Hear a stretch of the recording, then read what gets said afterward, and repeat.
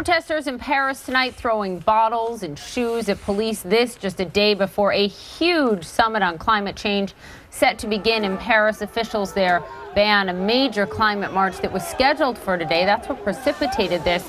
They did that because Paris is still under an official state of emergency after those terror attacks, and that bans all major protests for the next 3 months. We know more than 200 people were arrested.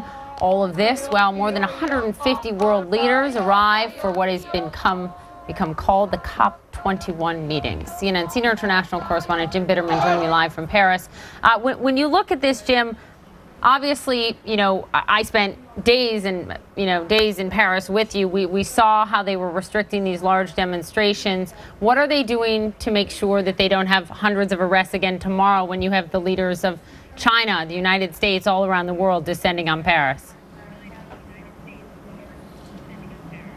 Well, they moved in pretty quickly today. I must say they were ready for the demonstrators who wanted to cause trouble today. One of the things they've done is they've picked up 24 environmental leaders who they thought were perhaps bent on trouble, which is kind of unusual. They put them under house arrest, something that's unusual for a socialist government which got elected on the basis of the environmental vote.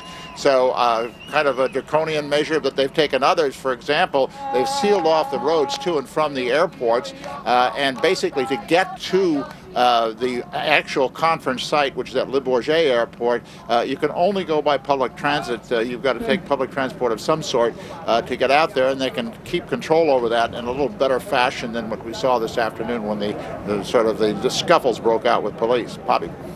What about security, Jim? I mean, when we were there together, obviously they deployed 1,500 additional French troops. You saw them with automatic weapons on the corners all over Paris. But now, leading up to this conference, in the wake, just 2.5 weeks after the terror attacks, and you've got 150 world leaders coming, all descending on Paris. What are they telling you about security measures during the summit?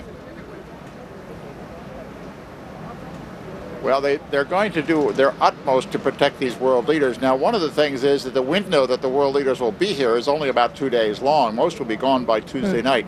There'll be others here. For example, John Kerry is going to stay here on throughout the conference.